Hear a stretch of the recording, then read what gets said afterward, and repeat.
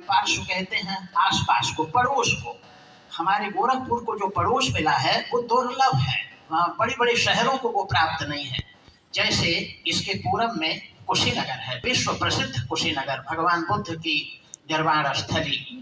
उत्तर में हिमालय और उसकी तलहटी, दक्षिण में सरयू या घाघरा जैसी विशाल, भव्य और ऐतिहासिक और पौराणिक नदी, पश्चिम में मगहर और डोहरिया कला, शहीदों के लिए प्रसिद्ध डोहरिया कला, पूरब में चौरी चौरा, कुशीनगर के साथ चौरी चौरा और झील, पश्चिम में ये संगम डोहरिया और मगहर, दक्षिण में घाघरा, उत्तर में हिमालय और उसकी तलहटी। ऐसा परिवेश, ऐसा परिपार्श्व, सोहगौरा जैसा गांव, वो भी दक्षिण में सरयू के पहले और गोरखपुर के दक्षिण। सोहगौरा इतना ऐतिहासिक है जैसे सिंधु घाटी की सभ्यता, वो भी हमारे पास है। ये हमारा परिपार्श्व है, इतना समृद्ध परिपार्श्व किसी शहर के पास नहीं है।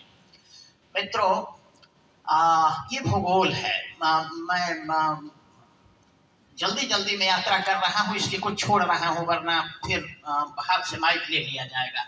जब किसी का भूगोल होता है तो इतिहास, उसका इतिहास तभी बनता है। इसके इतिहास पर बोलूं तो 1 घंटा अलग से चाहिए।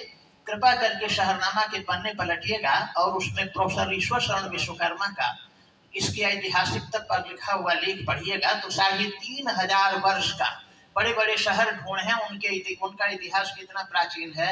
हमारे गोरखपुर का मुकम्मल इतिहास, प्रामाणिक इतिहास 3500 वर्ष पहले शुरू होता है। जैसे मुझे गर्व और गौरव का अनुभव होता है, आपको भी होगा। मैं सिर्फ एक चीज आपके कानों में डालना चाहता हूँ। आज के 2550 साल पहले वैशाली से श्रावस्ती जाते हुए भगवान बुद्ध ने एक रात विश्राम किया था इसी रामग्राम, जहाँ ताल आज है वहाँ रामग्राम नाम का ग्राम था, जिसमें एक रात प्रवास किया था उन्होंने।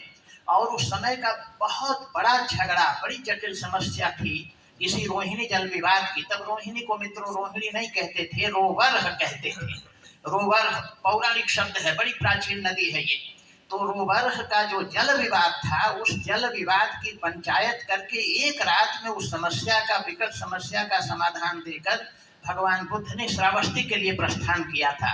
ये तो 2500 वर्ष का है, आप पूरा पढ़ेंगे तो 3500 वर्ष का मुकम्मल इतिहास इसका आपके संज्ञान में आ जाएगा।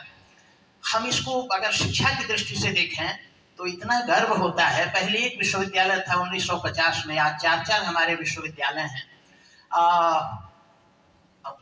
डिटेल में नहीं जाना चाहूँगा।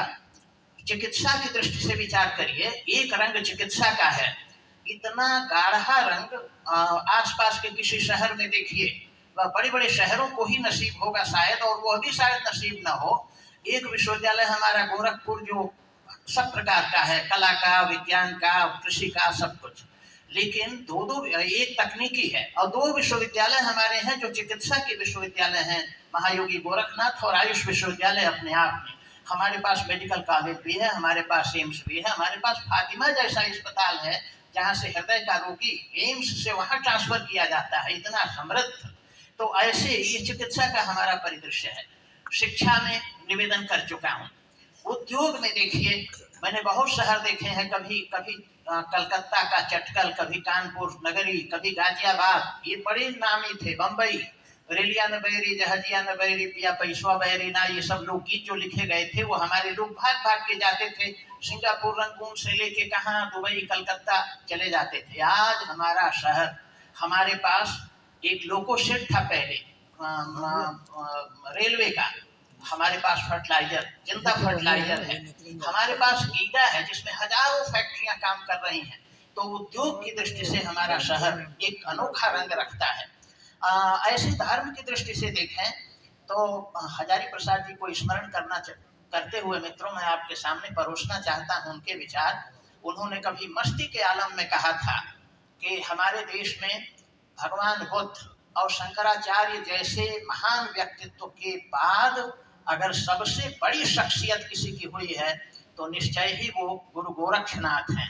हमारे धर्म की कहानी शुरू होती है, ये आदि पीठ है हमारा, और सबसे बड़ा वो जो है दुनिया की सबसे बड़ी पीठ गोरक्ष पंथ की गोरखनाथ है।